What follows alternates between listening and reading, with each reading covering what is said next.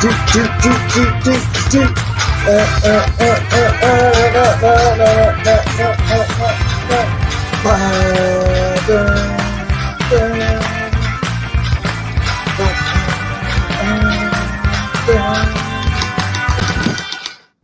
morning, good morning, good morning. What's up, Mike? How are you? Good morning. I'm fantastic. How you doing, Austin? I'm doing awesome. I got to tell you, if I were ever a prize fighter, I think that would be my ring music coming on in. That's pretty good. It wouldn't be like something hard, like like Eminem 8 Mile or Jay-Z something or other. It would it'd be that. Dun, dun, dun, dun, dun, dun, dun, and they'd be like, "Who is this guy?" That's the truth. Yeah, no, that would be really funny. Prize music for fighting music. And we're flipped. Usually, I'm on the left and you're on the right. Oh, welcome to the danger zone, everybody. I know, right? This is new territory for us. Little Dicky would call this Freaky Friday, by the way. And if you get that reference, you get the reference. And if you don't, you don't. Oh, and we're back. Oh, look at that. I didn't know I could flip. I did not know. Look at that. I learned something new about StreamYard today. That's awesome. Ladies and gentlemen, welcome. Good morning. My name is Austin Pothast. I'm the Director of Sales at the Perna team. And Mike Perna here is our CEO. He also has a hobby of flipping people back and forth. And now, if you didn't know, now you know. And so welcome to the Real Estate Q&A. We do this every single Saturday at 10 a.m. We've been doing it for a long time. I bet you this would be episode 60 or 70, don't you think? Oh, it's got to be at least. At least. 75. Yeah. We probably should figure that out and have like a 100 party. But anyway, so here's the format, you guys. If this is your first time on, welcome. We really appreciate you. Welcome. Look, we're going to answer anything that you want to know about real estate related, anything. Throw it in the chat, and we're happy to talk about that. And so we really encourage you to do that. Usually our best content comes when you guys throw in your questions in there. So get them in there, and anything that's on your mind, get it in there. But and I'm sure we have some content, right? I'm kidding. We talked about a little bit about content. Man, we've been talking a lot about the flooding, haven't we? And I gotta say, I've heard several people, and funny enough, like the storms were so bad they actually knocked out the whatever cell towers near me. So I haven't had cell service at all. So I'm like hopping from like Wi-Fi to Wi-Fi, which is why I'm in my kitchen this morning, because it's the strongest Wi-Fi spot in my house. Which sucks, by the way. It's so weird. But for not having cell phone? Wi-Fi, yeah, it's just weird not having a cell phone or not being able to make a call or receive a call or anything like that. Yeah. Gotta admit, not upset by it. Yeah. Not upset. Yeah, I had to FaceTime you this morning because there's no other way to make an outbound call. So all my friends out there, I'm so sorry, I am unavailable. Remember growing up as a kid, and if you wanted to hang out with one of your friends, you just had to show up at the front door and knock? Yeah. Or the only way, or at one point, the only way to talk to him was on that landline. And you had 15 minutes a day worth of talk time or whatever that your parents gave you or whatever that looked like. Yeah. Like if your parents had to make a call, my mom would always jump on and be like, "Hey, get off the line. I got to make a call." Yeah. The cord was way too long. It'd get all wrapped up and the whole thing. By the way, anybody that I would say is, what do you think, 18 and up? Nope, 21 and up may have never had a landline in their home. No idea. Right, because I got my first cell phone. It was one of those. It was like a flip phone, and then my second cell phone was like one of those Nextel beep beep phones. Yep. I think it would have been right around 2000, right in there. I gotta admit, I have not. I did not have one of those. I went straight from beeper to what were those called? The StarTAC. Oh. You know that flip phone? Yeah, I had one of those. That was my first one, and then I had an Nextel. Yeah, now get this. There were articles at the time. I mean, now I'm really dating myself. There were articles at the time about how, like with the advent of flip phones and StarTACs and all that, those Motorola's, that there would never be a flat phone again.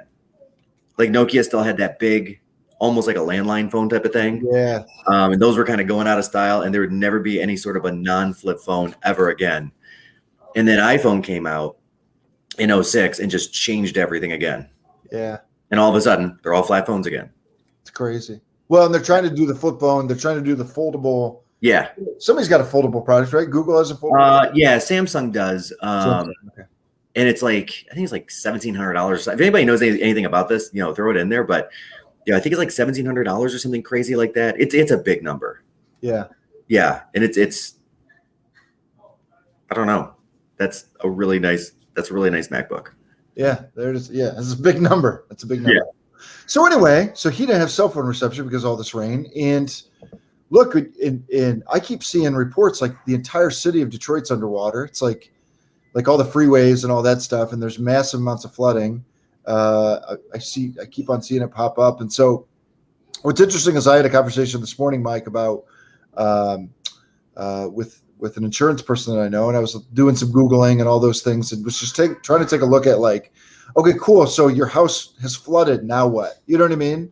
Yeah. So I thought we would talk a little bit about maybe some steps to do that until questions start pouring in, and then a little bit about homeowners insurance. I think it's probably an important thing to talk about. We talk about the buying and selling of real estate all the time. We talk about interest rates all the time, mortgages, and all.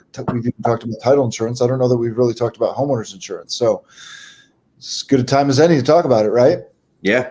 Okay. Here's what I found. Ready? You got flooding in your house. It's probably the basement, right? Yep. You know what's crazy is there's national statistics, like some crazy number. Where was it? I had it. Some crazy number of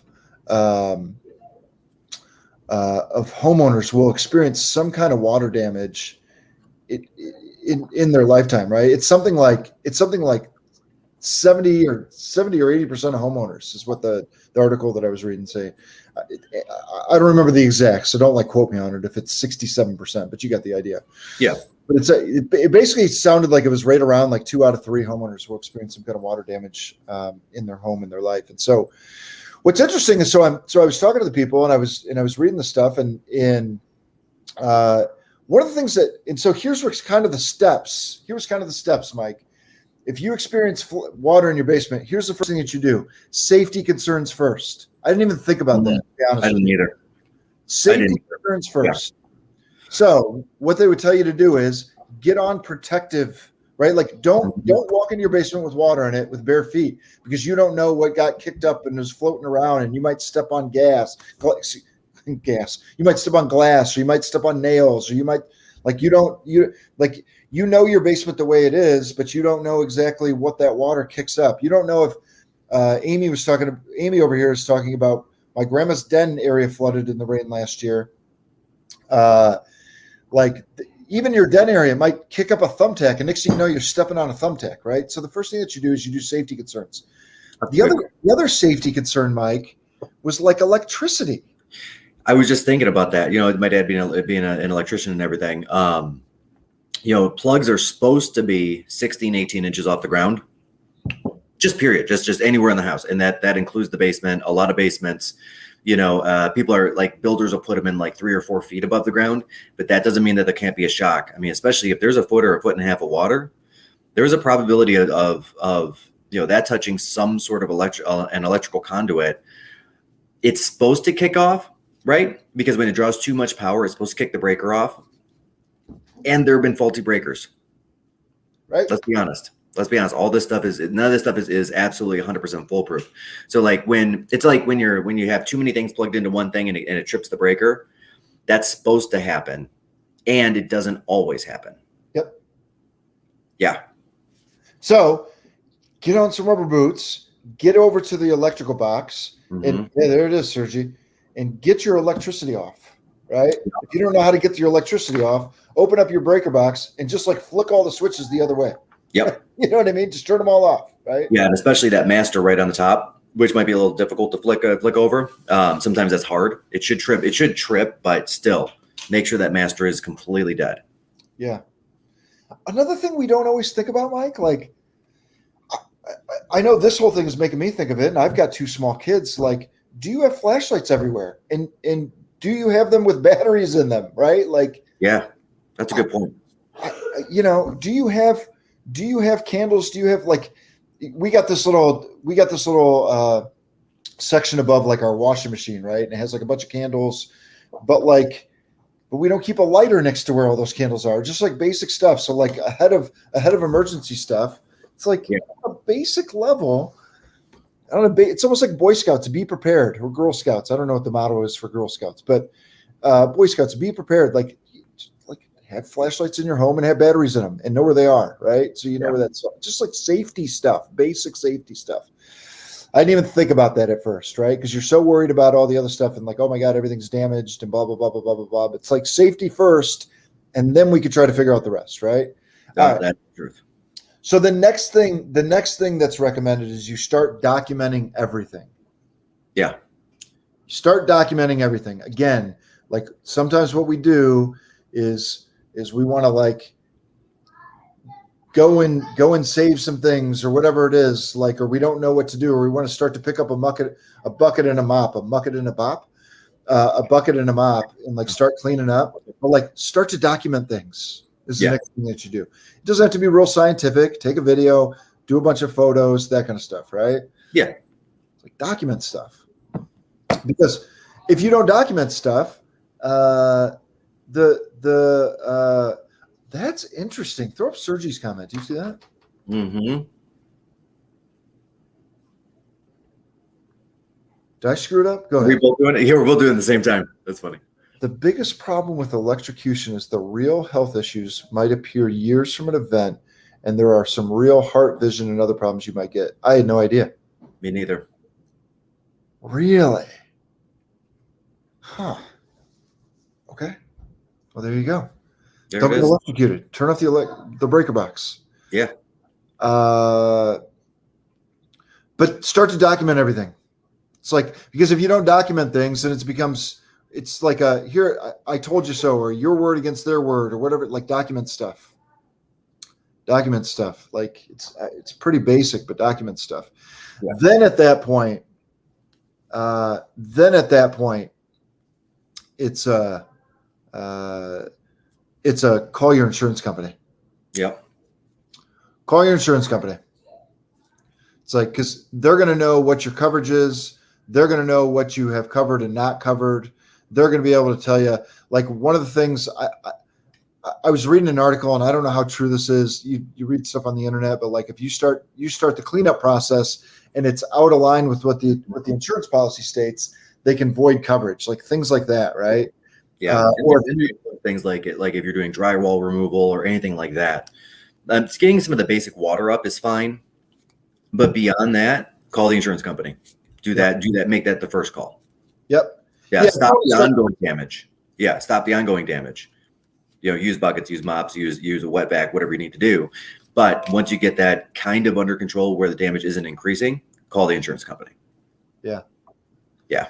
It's actually a really good point. I'm kind of talking about natural disaster floods right now, but like it could be a burst pipe or something like that. And in that case, right, it's safety, turn off whatever the source of the water is. Yeah.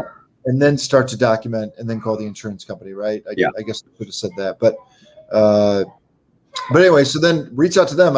Because I don't know this for a fact, right? I'm not an insurance agent. But if you start pulling drywall or you start doing a bunch of stuff without getting permission from them first, they might void your coverage. Or they might void what you will cover or not cover, right? Yeah. I agree. Yeah. Okay. That's that. So what's interesting is, throw up this. I'm going to throw this up. And Amy, this gives us a perfect segue. Man, I'm really sorry. That must have been terrible. Gosh, your grandmother must have been upset. Sorry to hear about that. My grandma's den flooded last year, and the homeowner's insurance said it wasn't covered. It was awful. Shaking my head. SMH means shaking my head. Look, you guys, not all insurance companies cover everything when it comes to water damage. There's different policies that cover.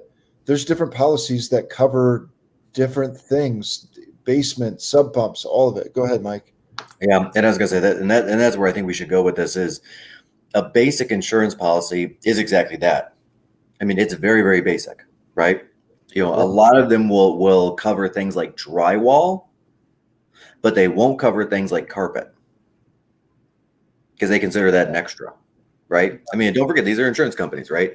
You know, the goal, they're not trying to be offensive to insurance companies or anybody that works in insurance or anything else, but the goal of half of these guys is to knock down the claim as best they can. And they can use multiple ways of doing that, right? One of them is, well, you didn't maintain X. You know, and we see that on like for like home warranty, or not home warranties, on furnace warranties. Like that's a great example of that. A lot of people don't realize, like with and we'll use Lennox as the example. For the first 4 years, a Lennox policy is just a Lennox policy, right? They've got it. And it says on the box, I've got, you know, a 15-year warranty. But then after the fine print says that you've got to get the furnace checked and cleaned once a year by a licensed HVAC person, or the warranty is voided and they don't need to fix or replace that furnace. Yeah. And homeowners insurance is almost identical to that. So if they're looking at something and they see it's something that is a replacement item, like as an example, let's use a roof. If you've got, you know, a roof that clearly must be replaced and you're choosing for an extra 3 or 4 years to not replace it, and you're extended way past the life value of that roof, most insurance companies won't touch it. Most insurance companies will not touch that water intrusion at all, and they'll say you're SOL because you didn't replace the item because it was past its life. Yeah. Yeah. And mold grows really fast. Really fast. Yeah. And actually the biggest instance of this that I've ever seen was in Houston, right? So there was that hurricane that came through and flooded all of that area. And, you know, hundreds of millions of dollars of support were thrown that way. You know, and I forgot which basketball player it was. It wasn't LeBron, but it was somebody that was like, hey, you know, if you guys donate to this charity up to 20 million, I'll match it. I know Keller Williams threw an automatic 20 million at it. All of those things. And especially that first week to week and a half, because of how hot it was in Houston afterwards. It was in the 80s and 90s and it was muggy. It wasn't about the money. It was about the manpower. Right? Because when a natural disaster happens, you need two things. You need both money and manpower. And Houston had an abundance of money going into it. And that's where the manpower came in. So like with Keller Williams, you know, we had our mega agent camp, you know, which is like a yearly camp that like 10,000 agents go to for like 3 days. And Gary actually ended up renting all the city buses and all the school buses that the city of Austin had, put us all on buses and bust us out 2 hours each way every day. And all we did was muck out houses. That's it. You know, we ripped out drywall. We ripped out all the boards, whatever we could get out to get down to the hardwood that doesn't really mold that easily. Whatever we can get out. That's what we were doing for 10 hours a day. And just for that reason. Because it'll mold up fast. Yeah, we don't always talk about. I'm really glad you brought some of that up, because we don't always talk about this stuff, and we really try to make this forum. We really try to make this forum about real estate questions and things like that. And yet, I don't know that we always talk about some of the things that we do and that Keller Williams does to service the community. And I don't know about you, I'm proud of it, and I'm proud that we're part of an organization and affiliated with an organization that does this kind of things. But Keller Williams has an organization called KW Cares. It's a 501. And matter of fact, and we donate a portion of every closing to that. And so what that does, what KW Cares does is they're an organization that provides relief whenever there's an instance like this. So we've got, I think they expanded the amount of warehouses, but at one point we had the one big warehouse in Oklahoma, and did they open up other ones? Yeah, they've got 4 warehouses and 8 semi trucks now, and they're still growing that kind of fleet, so to speak. And the intention that Gary had behind that, and Mo Anderson, who really kind of spearhead that project, is we want to be faster than FEMA on the ground to get supplies and goods and generators and whatever that looks like in the hands of the people that need it. Yeah. It's so if there's any kind of natural event, we've got a warehouse full of trucks, and they just immediately deploy. They immediately deploy and get to wherever it needs to go. And we beat FEMA, and it's awesome, and we provide aid. And then agents, like Keller Williams is the biggest, from an agent count standpoint, the largest real estate firm in the country. Mm-hmm.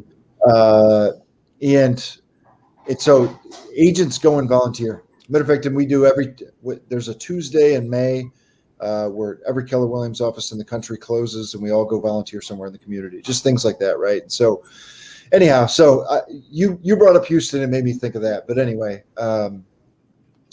it's really cool. Yeah. Chanel says, that's awesome. I wasn't aware of this. Well, now you know, and it's awesome. And we're part of that. So anyway, pretty cool.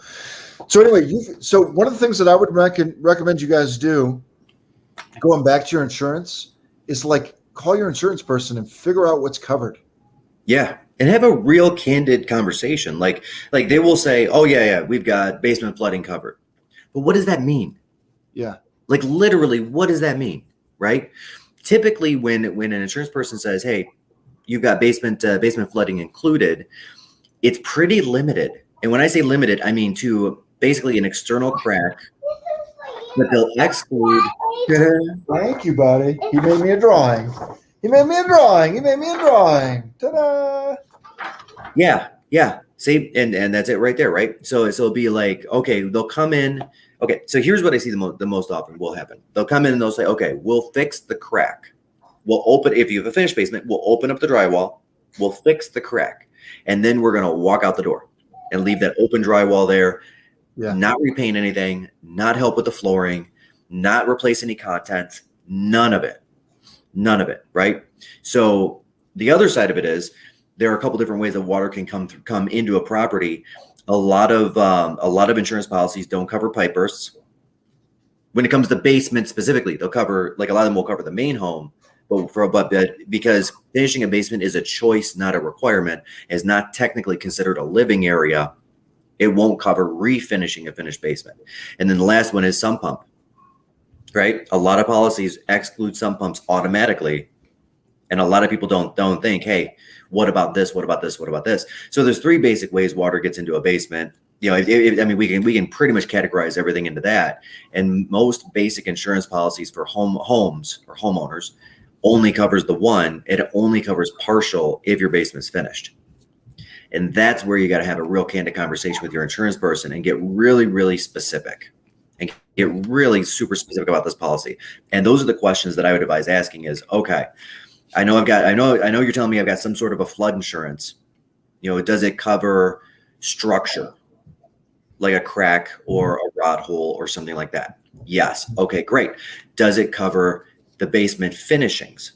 And be specific, say drywall, carpet, tile, whatever that looks like. No, it doesn't. Okay, let's add that to the rider.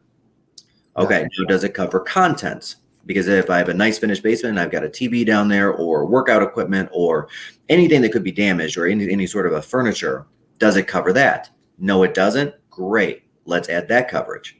Now let's move on to sump pump. Does it cover that? Mm-hmm. Second question, how long does it cover the sump pump for? Right? Because again, just like a Lennox furnace, a lot of homeowners insurance policies will look at a sump pump because it's a mechanical item and say, okay, there's a certain amount of life on this sump pump. 10 years, 12 years, 15 years, 8 years, whatever that number is. And then you got to say, okay, what does that look like in this insurance policy? And how old is my sump pump? Mm-hmm. And for a few bucks, I mean, if you're buying a home that's 15 years old and then it's an original sump pump and your insurance policy will get that sump pump for whatever reason to 20, which is actually a long time, maybe we're just going ahead and replacing it anyway. You know, it's a couple $100 to replace a sump pump. And even just for the aggravation factor of having a sump pump go out by accident, it's worth it. It's worth that preventative maintenance. The second one is power goes out. I know I'm going on like 12 tangents, and that's okay. Stick with me, guys. Good. Yeah. Power goes out. It's always good to have a water backup, right? Like a gravity backup sump pump. And those are not foolproof. They will not take care of any sort of a long-term, like a month-long issue. So if you're in an area with a higher water table, your sump pump's going to run a couple times a week, right? And that's fine. It may even kick on once a day if you're in a super high water table area, which, you know, Livonia, Royal Oak, you know, some of these areas like this, the water table has gone up over time. It used to be the water table is 15 feet below ground.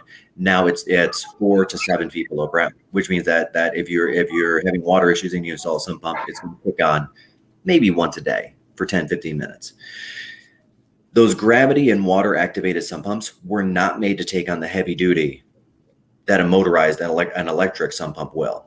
Mm-hmm. Right? They're just not designed for it. They're designed as a stopgap. They're designed to stay on for 2 or 3 hours before they get overpowered. It's always good to have that backup if power goes out. But don't forget, if power goes out for too long, like, and I'm talking like 4 or 5 hours, right? Get down to the basement, take a look and see, and pull the cap off it. Take a look and see how high that water's gotten, because you might have to take a bucket and grab a couple of those buckets and toss it outside. Just as preventative. And it's always better to be preventative, right? Because we don't want these things to happen, and we always want to try to avoid any of this stuff, right? I mean, the idea of getting a nicely finished basement for free from the insurance companies, it's cute. It's very nice to have, but it's even better if we could just avoid it altogether. Yeah, totally agree. Yeah, that was a really long tangent. I'm sorry. No, it's good. It's funny from personal experience. I've got a couple of personal experiences with water damage. One, I had a rental property, and I had this tenant that was mad at us for kicking him out. And I kicked him out because it was their fault. They didn't pay, right? They just, and he left in the middle of January, and he opened up all the windows, and it just happened to be like some below 0 days. So even though the heat was kicking on, it wasn't enough, and the pipe burst and went all through the kitchen, and the homeowner's insurance policy didn't cover it. Oh, right. No. So I actually had to sue the guy for damages. Right. And by the way, just in case you're thinking about doing that as a tenant or whatever it is, like, I sued him for damages, and they take a small amount out of his paycheck every month until I'm paid back.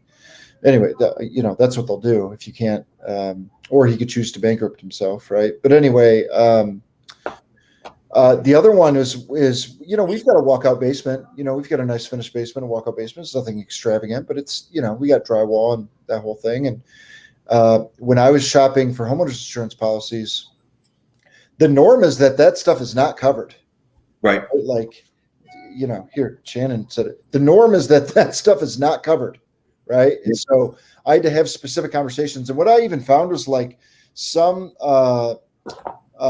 insurance companies, Mike, they only would cover up to like 10,000 in water damage. Other insurance companies would cover up to like 15. And like it was really important for me to get as much as I could. And I think the most I could find was like 20 or 25,000 maybe. Yeah.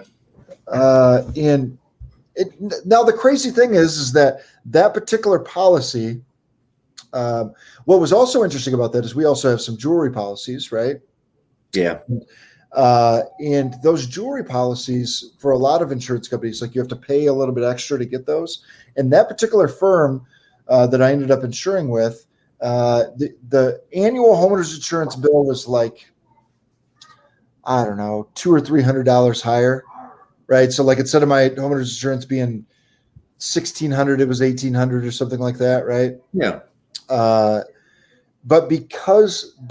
along with that, I got an additional homeowner's insurance policy. My boat insurance was cheaper, and I got $20,000 of coverage on the water basement. So then we had some damage. We had some damage because there was a line that was like a condensation line that runs from my furnace out to the outside, and that froze over on a particularly cold winter day, and so we actually ended up having to rerun that. But that made it leak out, and we brought in a restoration company, and the charge was, I don't know, $1,000, $1,200. To be honest with you, I was kind of shocked. I was like, I can't be that much. No way. It was like just like a little section, but to get the water out, to fix a little section of drywall, and to rewrite, it was like $1,200. And so I looked at my homeowner's insurance deductible, which is $1,000. I'm either at 1,000 or 500. I might even be 500, to be honest. No, I think I'm 1,000. I looked at my homeowner's insurance deductible, and I was like, well, I'm not going to make a claim, so I just wrote it out of pocket. You know what I mean? Yeah.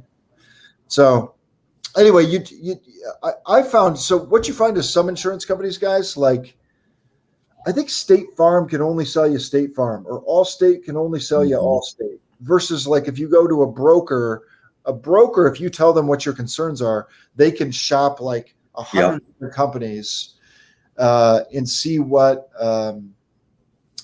see what policy is going to get the job done for you, right? And that is a great point. That's a greght point. Okay, so and I'll use my parents as the example, right? Yeah. So I had them requoted with our preferred insurance person, who's awesome, and she does a great job. Haley, great. Yeah. And I was just like, and my dad's been with the same company. I think he was with AAA before, or State Farm. one of those two. But it was like 15 years, right? And then had moved over the policy from one to the other, from either AAA to State Farm or State Farm to AAA. And I was like, hey, why didn't you call me and talk to me and whatever? He's like, oh, I was able to save $300 a year. And I was like, I'll tell you what, why don't we just do a requote on you just for the heck of it, right? I got Haley involved, and on top of the 300, she was able to save them an additional 400, and then also increase their coverage limits a little bit. Yeah, which was pretty cool. And the other one that I use as probably the best example I know is a friend of ours, Wendy Patton. She was a pretty typical. Part of her policies were with Progressive, and I don't remember what the other ones were. But anyway, so she has a large home on a lake. She's got the boat. She's got the pool. She's got the hot tub. She's got the jet skis. She's got like literally it is an insurance person's nightmare, right?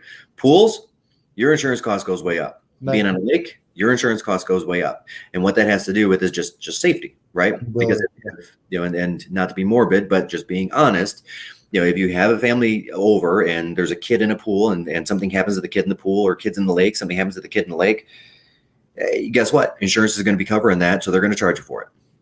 Simply put, right? Yeah. They're going to put the policy way up.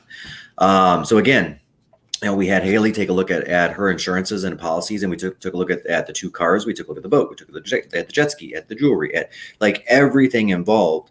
And literally, Haley was able to knock off around $4,500 per year of insurance cost per year. Now she cobbled it together with 3 different insurance companies. Mm-hmm. Right.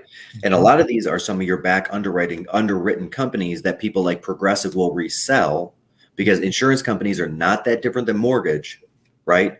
Where some companies are just very good at a thing and some companies are not. Mm-hmm. And so the companies that are not oftentimes will take a policy from a company that's good, tack on a bunch of fees, and rebrand it under their own, mm-hmm. which is why if you go to State Farm will offer you every coverage in the world, but half of them are not that competitive. Mm-hmm. They're branded State Farm. And then when you get the policy, on the master policy, it says State Farm on the top. But then when you flip in, like 3 pages in, it changes to Michigan Millers or Founders or any number of, or New York Met, or, there's 30 little companies out, and they're not little actually, but there are 30 niche companies out there. And somebody like a Haley goes around the big players and goes to those companies to get the best coverage versus going straight to that big player and saying, hey, can you rebrand this coverage and then mark it up for my client, which is effectively what happens. Yeah, Haley does a great job. She saved me $2,400 a year on my policies. And coverage, yeah. Yeah, and that's where and just by the way, we have no skin in the game in this. Sorry to interrupt. No, we don't. If you need a great insurance person, you need a quote, let me know. Message one of us and we'll get you over. But anyway, sorry, Mike. Well, and I'm gonna put this out there. If anybody's been on the phone with Haley, then her personality is not hard nosed. I'm gonna sell you all the things. Haley's personality is more, I'm an accountant and I pay attention to details. Very detailed. And again, just going back to the inner workings of insurance, most insurance people, even at these brokerages that offer 25 different policies or 25 different companies or whatever that looks like, most of them get stuck on their favorite 3 or 4 or 5. Because most of these companies, you have to literally input somebody's information manually by hand to get the quote, to get the best quote, to get the right quote, right? If you have to manually input all of somebody's information, which includes all of their home information, right? When was the home built? What's the square footage? Do you have a recent appraisal? What's the mortgage amount on it? Who's the mortgage holder? Right? When was the mortgage taken out? Like, how old is the roof? How old is the furnace? Like, all of these things have to be entered in to get the right quote. A lot of insurance people, I'm not trying to go offensive, but a lot of them will go back just to their straight favorite 3 or 4, enter the information into theirs, and be like, okay, this is the best price for my people. But they'll skip the other 20 that they don't use that frequently. Yep. Which sucks. And I mean, literally, if you get Haley on the phone, you start talking to her, you'll realize, okay, this person is just a very detail-oriented person. She's not really a salesperson. She's a researcher. Yeah. Nope, she does a good job. Yep, and that's what I like in my insurance person. I'd rather have a researcher than a salesperson. Give me an insurance nerd, no doubt about it. Yep. I agree. Yeah, so it's by the way, use whoever you're comfortable with. Yeah. No, absolutely. And there are great independents out there. I mean, and there was a gentleman in downtown Farmington that just sold his business after 40 years. And this guy was the guy that I would personally go through. And I mean, he sold the business and he's gone, so it doesn't really matter. But legitimately, every single year, I would get the phone call from him and say, all right, Mike, let's review any changes. Let's review this. Let's review that, which was so good because there were changes, right? Mm-hmm. There were changes. And I would, we have a different TV that I probably should include in case it got stolen or whatever that looks like. But every year he went through and he's like, okay, let's spend 15 minutes on the phone and make sure your policy is still the right one. And in most years it was. In some years he was able to knock off $50 or $75. In some years he was like, oh shoot, you should probably include this as well because it's missing from your auto policy or it's missing from your home policy. With this new change. It's funny, you just triggered me. We just bought a new TV, so I'm texting Kaylee right now going, hey, we just bought a new TV. Do you need anything from me? Yeah.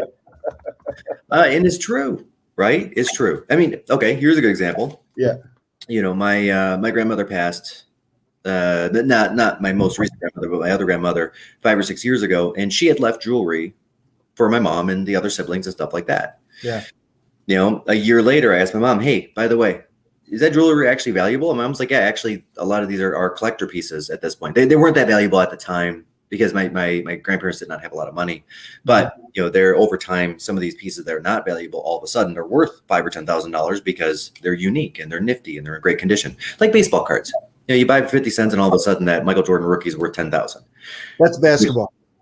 Or basketball. Thank you. You know where I'm going. It's like baseball cards. You buy that really nice one, and then all of a sudden Barry Sanders is worth $200. I swear to God. Thanks, man. That's it. Good catch, by the way. Nobody else caught that. Gotta be quick in the morning. You got to be quick. Let's go. I need my coffee.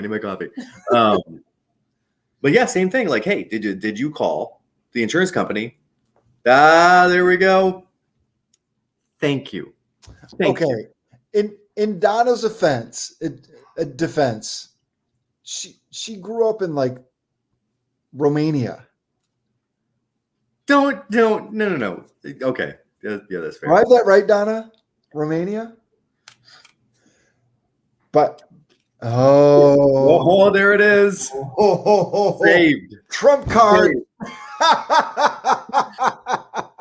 I'm loving this. Oh, hey, if we were watching that 70s show, you would have been like, burn. Yep. By the way, you guys, Donna's one of our agents, incredibly talented and an incredible story. She came over, I think, Donna, you were like 18 or 19, came over to America, didn't know anybody, and like went to Wayne State or something. Just an incredible story. And she's talented and incredible perseverance for her entire life. Anyway, I think your story's cool, Donna, and I love having you on the team. You're awesome. Anyhow, what were we talking about? Yeah, I was valuable. Now they're back valuable. Got it. Okay. Yeah.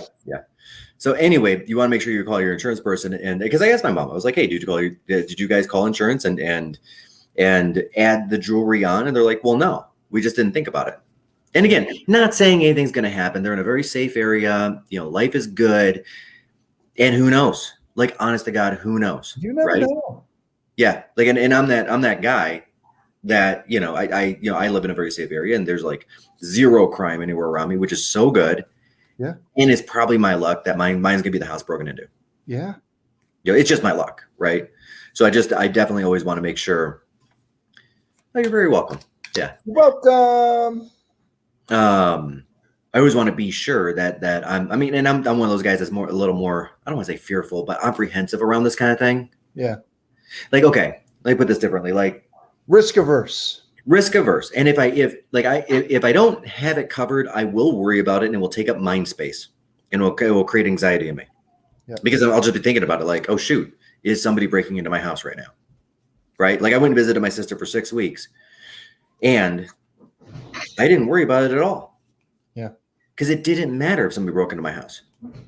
Yeah. It sounds bad. I mean, yeah, it would have sucked because I would have had to file a claim and do the things. And, I've got, my road bike insured because it's a fairly hefty bike, things like that, right? I always want to make sure we're including everything in this insurance that has any sort of a value above $500 or $1,000. I think that's probably the right number.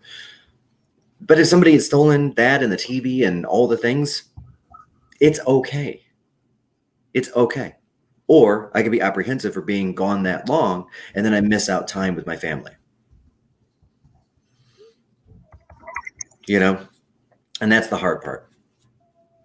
But that's just me. I am risk averse. I also carry very heavy life insurance policies, which thankfully, and disability policies, which thankfully I've never had to use. And you know what? Who knows? In this world today, who knows, right? You have a nice road bike? Yeah. Huh. Yeah. It's a Speed Concept 7.0 Trek. Okay. 7.0 in the house.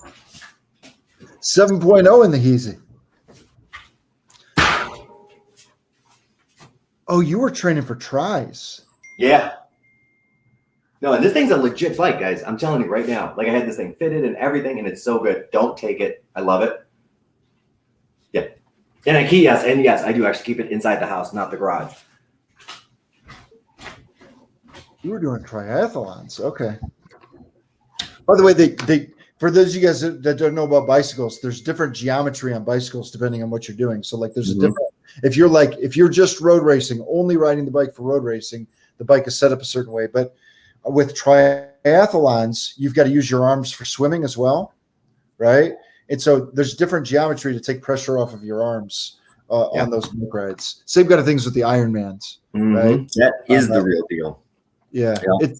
That's a nice bike. Yeah. Oh, and you're right. And when you're doing the tri, you want your arms in and tight because then you're more aerodynamic, but there's also less control, right? So I have a second road bike that I train with as well because, like, if I'm riding like in the streets or whatnot, I want a little more control, which is a little further out on the grip, right? And then there are a lot of bike clubs in the area that'll do long rides. Then they won't allow tri bikes just for that reason because they're a little more wobbly. They're a little less control because you're tight in. Yeah. Right? And then there's always the fear of hitting somebody with that bike. Oh, look, Haley showed up. There she is. Hi, Haley. Hey, Haley. Throw your phone number in there. If you guys want to talk to somebody about insurance and flood coverage and jewelry and all the stuff we've been talking about, Haley does a good job. And we got no skin in the game. Maybe we'll get Haley to make us some chocolate chip cookies or something. Although I don't think Haley's a baker. I think I've said that to her before. And she's like, I'll buy you something from the store. You're going to have to learn, I think, Haley. Or peanut butter cookies. I'm good with that. Yeah. There it is. There it is. Give Haley a call. She does a good job. Call her, text her. There it is. She does a good job. Yeah. And in all seriousness, guys, anybody on here that's watching this, it is a good idea. If you haven't looked at your insurance in the last 6 or 8 months, and I'm saying, yes, last 6 or 8 months, because there have been changes in the insurance world and with COVID and with all the other things. Like the world has changed, guys. These are the things that we need to be looking at to make sure we have the right protections for our families, right? The right protection for our contents, but also that we're not overpaying. Yeah. You know what I mean? I've seen a couple of insurance companies raise their rates recently, and again, just through the COVID thing and through, how much the replacement costs of homes have gone up with the price of lumber going up. And it doesn't have to be that way. You don't have to necessarily just take it and be like, okay, my insurance policy is now $200 more a year. It could be, okay, maybe the answer is I answer a couple of questions on the phone and I can present a couple different options of different insurance people. Yeah. Same kind of thing. You got to look at your liability coverages. Like I think the basic liability in Michigan is 100, 250. Haley, if you know that, throw that in there. 100, 250, but then you could buy more. You could buy 250, 500. And so what that means is, like, if you were in a car accident and somebody sued you, like, you know what I mean? Like, again, God forbid, you're driving down the street and some kid runs out in front of the street and then the parents sue you, they can come after your personal assets. And so if you don't have liability coverage above a certain amount and the courts rule that there was $1 million in damages, but your insurance policy only covers 250, you're on the hook for the other side. Yeah, here, look.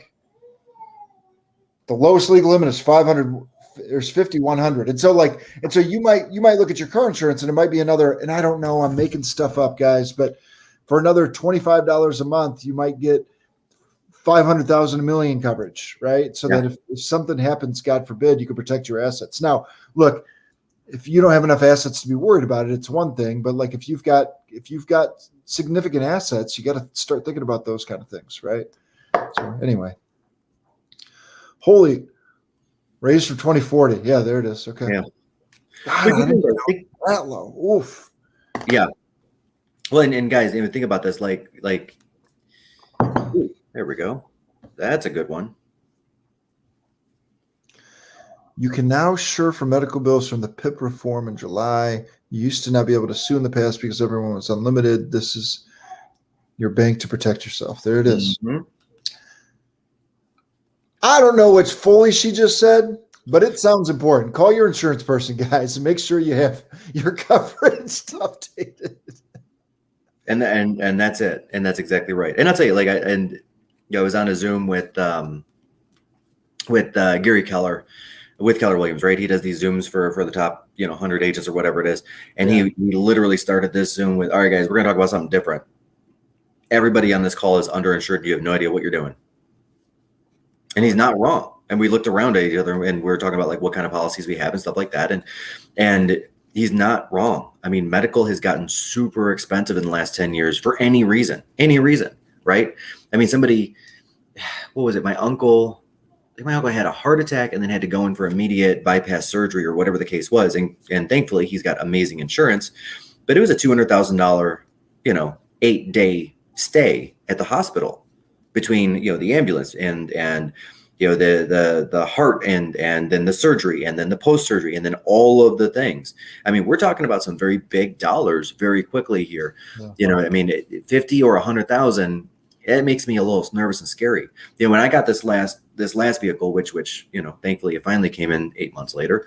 I was on the phone switching over the insurance from the one to the other. And I just said, hey, what's my insurance right now? And I carry like a very high policy.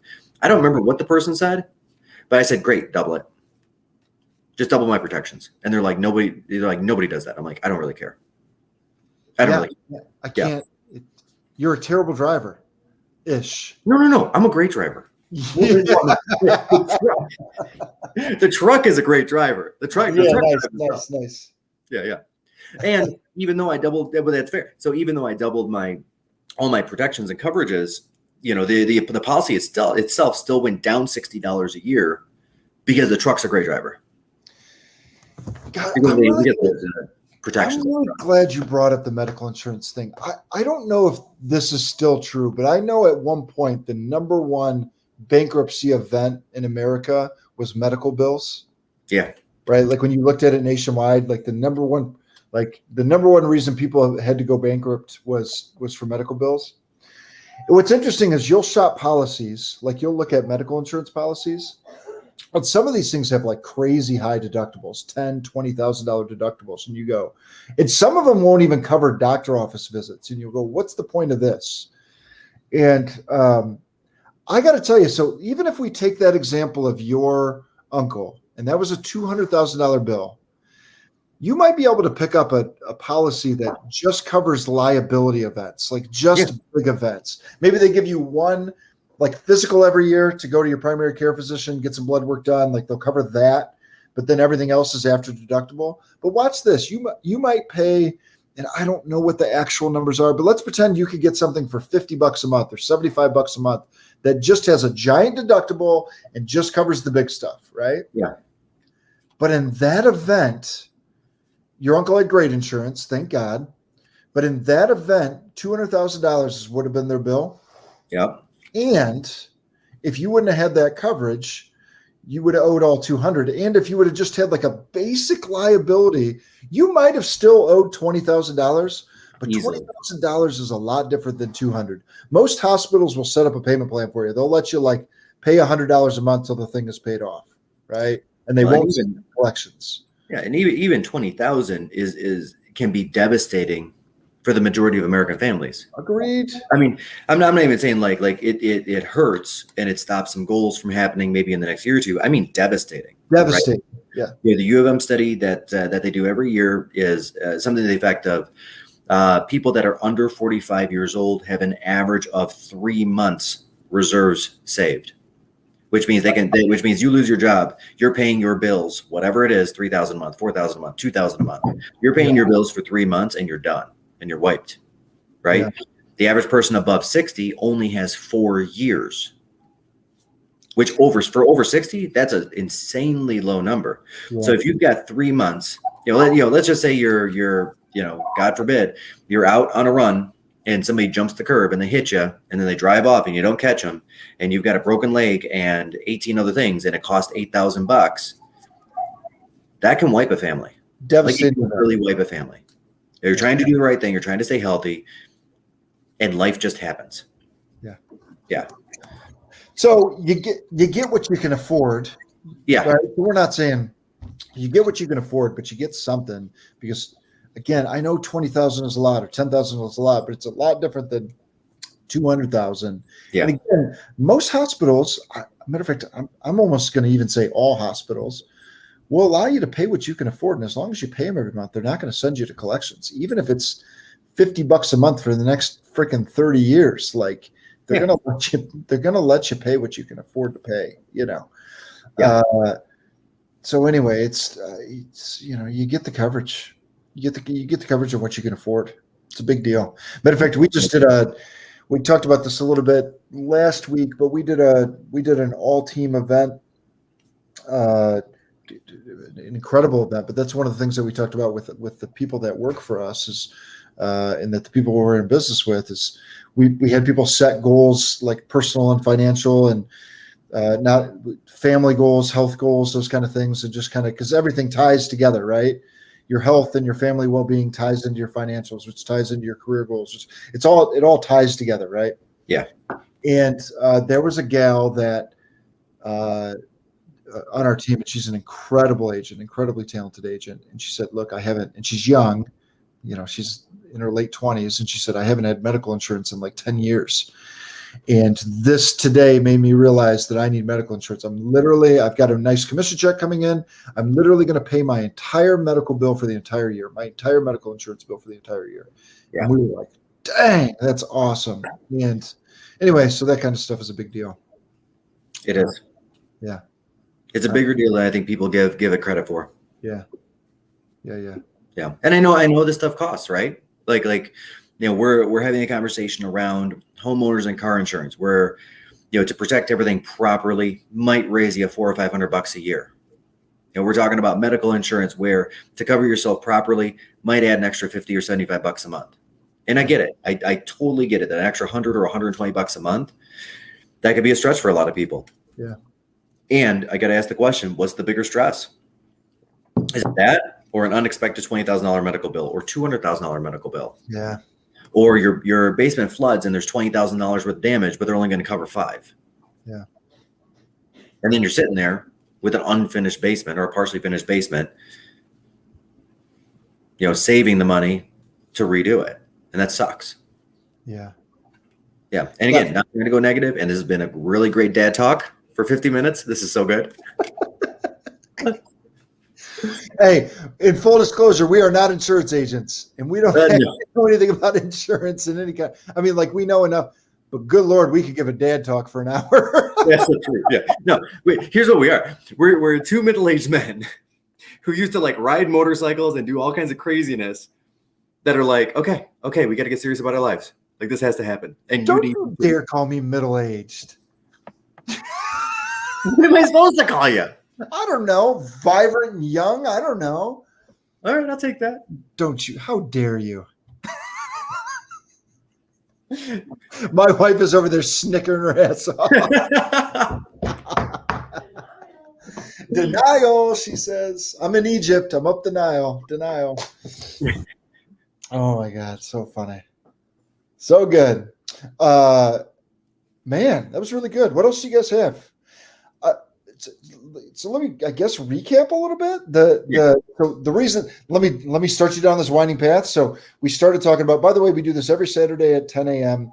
We've done this for, I don't know what, 75 weeks in a row. I don't know what it is. I'm Austin Pothast. I'm the director of sales on the team. That's Mike Perna. He's the CEO of the team. And look, we answer anything real estate related. And today, because of all the rain that's been coming on, you see a bunch of flooding that's happening in kind of all over Metro Detroit. And so we started talking about, the safety side of things and what you need to do if your home flooded for whatever reason. And so here's what we came up with. The first thing that you do is you take care of safety, like put on a pair of shoes. Don't walk into the basement and try to check out the flooding. And because next thing you know, you're stepping on a nail. Like put on some shoes.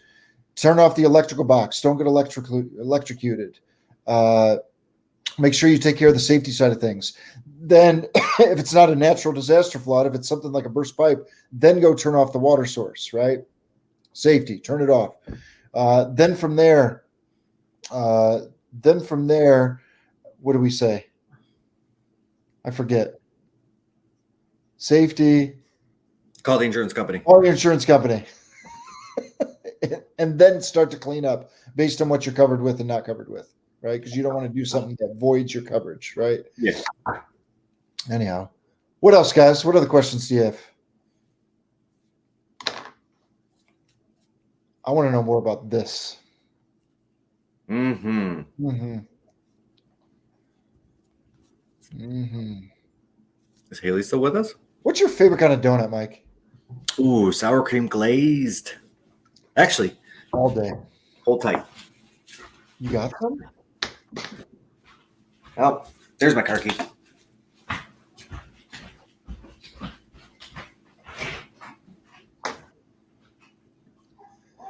Yeah. There you go. There's a difference between flood and water backup. No idea. Call your insurance agent. Make sure you're covered correctly. You know what I mean? That's where we're at. By the way, there's this place in Ferndale. God, what's it called? Over off 9 Mile. They've got, Duncan, American. Yeah. Run. Well, with the phone out, I was driving around. I'm like, okay, I'll just drive to the next cell tower, which apparently that's out too. Yeah. But there had to be a Dunkin' Donuts over there. Yeah. So I was like, okay, yeah. What do you usually get? What's your go-to? Well, I totally agree with you. It's the sour cream glazed, right? So good. Like I love it. Then I'll probably go Boston cream with custard. Oh, I've got one of those in there too. Yeah, and then I'm going some kind of fritter. Like give me the deep fried dough covered in sugar. Like those are probably yeah. Well, you got it. There's the list so far. Did you know, by the way, when I was in high school, I used to make donuts for an apple cider place. Really? Cider mill? Yeah. Wired. Which one? Wired. Yeah, Words. Wires, yeah. I Dude, come that's like- in the morning, Mike. Yeah. Come in the morning, and I want you to think of this like big tub, like giant tub, like 2 or 3 bathtub length tub, right? And it was, dude, Kroger has great donuts. I totally agree with you. It really does. They've got great apple fritters. But anyway, the first thing I'd have to do is turn on the heat on this tub because it was just a solid block of lard, and it would have to like melt. It was kind of gross, to be honest. And then you'd mix it up and you'd dump it into the machine, and then it would like stamp out donuts, and they'd float along the lard. And then there was a machine that flipped them, whoop, and then it would float along. And there was people at the end that would put the sugar and cinnamon on it, and I made the donuts. I'd make like freaking a jillion donuts. There it is. Check that out there. I did a little blog about a year ago or so, 2 years ago. Oh, yeah. And the 10 best cider mills in and around Metro Detroit. Wards was on it. Yeah. Yeah, Wards, Blake's, Franklin, all of it. So good. So good. Yeah. Yes, actually, if you're looking for a cider mill, there's the Northville Cider Mill off of Baseline. Not 8 Mile, but Baseline. It's Parmenter, right? It's Parmenter. Right? That's it. Yeah. That's it. Yeah. That's it. Which made the list too. They have this like sliced up apple caramel thing with some ice cream and some nuts, and it's so good.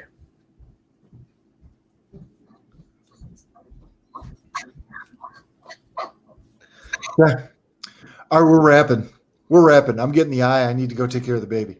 Yeah, man. Let's end on this. Call your insurance agent. Make sure you're Yes. covered. Be safe out there. Let me just say, and Mike, we always end it like this, and I know you feel this way. I can't even tell you how humbled and grateful we are for, man, just all of our clients, all of you all of our agents, Haley. Mike, we say this all the time, and I can't say it enough. I think I think I'm the luckiest student on earth. I'm in a position where I get to help other people, and and by helping other people and by serving other people, we get to live amazing lives, and I get to change my family's life. So anyway, I'm incredibly grateful and humbled, and we are too, for all of our clients and everybody. And I know, Mike, you feel that way. I'm grateful for you. Man, you create an incredible company and a place to be. And so anyway, thank you to you too. So, and thank you, Austin. I appreciate it. And honestly, we've doubled the business over the last 12 months. We could not have done this without your leadership and your training and your guidance. I mean, these agents, I can't do this. Like you do the things I could definitely never do. 100%. I agree with you. No, thanks, man. I know you mean that. Yeah. All right, guys, we'll see you next week, 10 a.m. Call Haley. See ya.